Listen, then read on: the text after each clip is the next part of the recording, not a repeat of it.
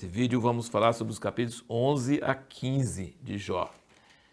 Os amigos de Jó ficavam tentando responder seus argumentos, mas com a pessoa que está na pior, no fundo do poço, você não fica respondendo argumentos. Um cara que está desabafando, você não fica tentando com razão. Você precisa ir mais fundo, sentir o que está sentindo, se colocar no lugar dele.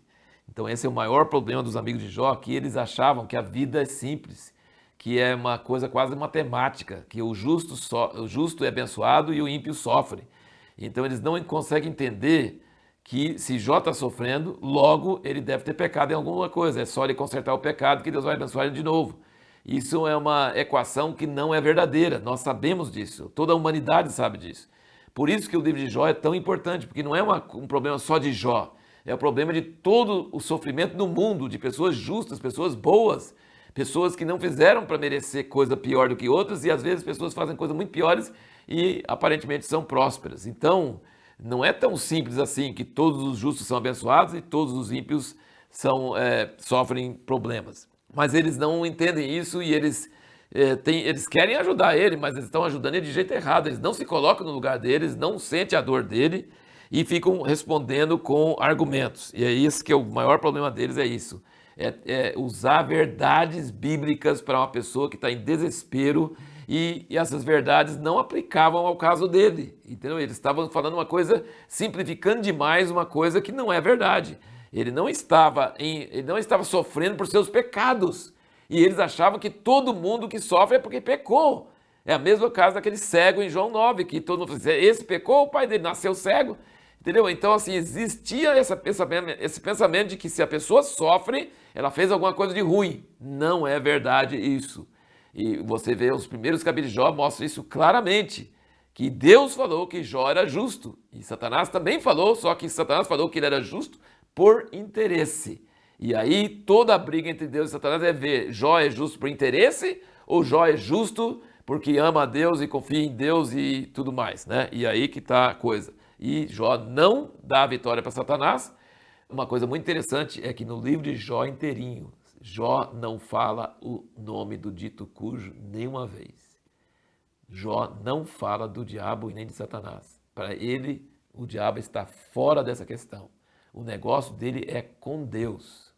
Isso é muito importante. De fato, o diabo está no meio. Mas de fato, o diabo não conseguiria fazer nada se Deus não permitisse. Então Jó está em uma controvérsia com Deus.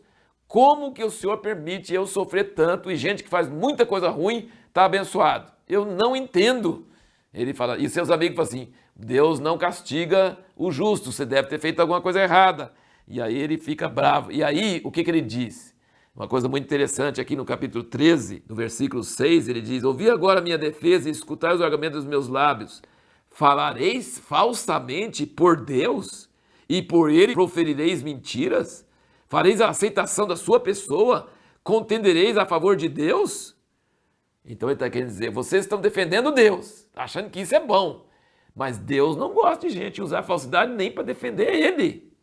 Ele gosta de sinceridade. E vocês estão dizendo que eu estou sofrendo por causa de pecado, mas não tem pecado. Então, vocês estão defendendo Deus, dizendo Deus está te castigando porque você está em pecado. Mas não é verdade. E Deus gosta de sinceridade. Ele não gosta de você usar argumentos falsos a favor dele. Deus não gosta de aceitação de pessoas, nem quando é a favor dele. E aí, nesse capítulo 13 mesmo, no versículo 20, ele diz, concede-me somente duas coisas, então não me esconderei do teu rosto. Desvia a tua mão para longe de mim e não me amedronte o teu terror. Então chama tu e eu responderei, ou eu falarei e me responde tu. Quantas iniquidades e pecados tenho eu? Faz-me saber a minha transgressão, meu pecado. Por que esconde o teu rosto e me tens por teu inimigo? E assim ele vai seguindo. Então ele está querendo que Deus não assuste ele, que Deus não use o poder dele, que Deus chega para ele como? Como homem. Ele está pedindo um mediador, está pedindo Jesus. Ele está pedindo, ele fala, precisa de um Deus, mas que esteja em carne para poder conversar e não me assustar com o poder dele e para me mostrar o meu pecado. Eu preciso de alguém, um interlocutor, eu preciso de alguém com quem eu possa conversar. E uma outra coisa que incomoda muito Jó, que nós já comentamos nos últimos vídeos, é que a morte, e ele estava sentindo que a morte dele estava próximo, ele diz a morte anula tudo. Ele fala assim, o rico e o pobre morrem, o justo e o ímpio, o sábio e o tolo, o rei e aquele mais pobre, todo mundo morre. E depois que morre, acabou, todo mundo esquece deles. Então, se a morte é o fim, para que a gente tem que ser moral? Por que a gente tem que ser uma pessoa justa? O que interessa para Deus? Nós vamos morrer mesmo e vamos esquecer mesmo, tanto faz. O ímpio como o justo vai morrer todo mundo. Então, na cabeça dele tem um problema, assim, se a morte é o fim e não tem nada depois da morte, então não precisa ter justiça, não precisa ser uma pessoa moral. Pode pecar, pode fazer à vontade, porque vai morrer mesmo, vai acabar mesmo, não vai ter nada. Então você percebe em todos os ditos de Jó, que ele está nesse desespero, ele está vendo a morte de cara, ele está vendo assim, chegando perto dele e fala assim, não faz sentido. Então assim, no meio desse clamor, desse desabafo, está surgindo a necessidade de algo depois da morte. Tem que haver uma ressurreição, tem que haver um juízo, tem que haver algo depois da morte. Se a morte termina tudo, nós somos, como diz o apóstolo Paulo, os mais infelizes dos homens. Se a morte termina tudo, não adianta ser justo. Curta a vida, faz o que te faz bem, que se lasquem os outros, entendeu? É isso que ele está falando assim, Deus, o que adianta ser justo? O que o senhor está cobrando justiça de mim? Eu vou morrer, vou sumir, vai acabar. Mas aí dentro dele tem alguma coisa fazendo, mas não, a morte não pode ser o fim. Então esse é o grande diálogo, a grande coisa que acontece aqui. Ele fala aqui no capítulo 14, você percebe que até um versículo que gerou músicas, né?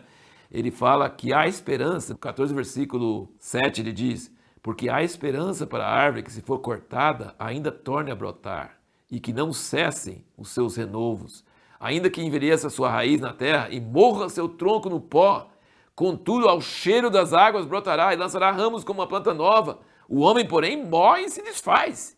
Então ele está dizendo que árvore e toco no chão é muito melhor que o homem, porque o toco morre, mas se tiver um cheiro de água, ressuscita. E o homem não, morre e some, desaparece. Você percebe como é a luta interior de Jó e como ele expressa essa luta, e não é só dele não. Todo mundo nesse mundo que sofre tem essas mesmas perguntas. Por isso que o livro de Jó é tão importante para nós hoje. E a pergunta que nós vamos procurar responder no próximo vídeo é como que terríveis desgraças, como as de Jó, podem ser grandes bênçãos?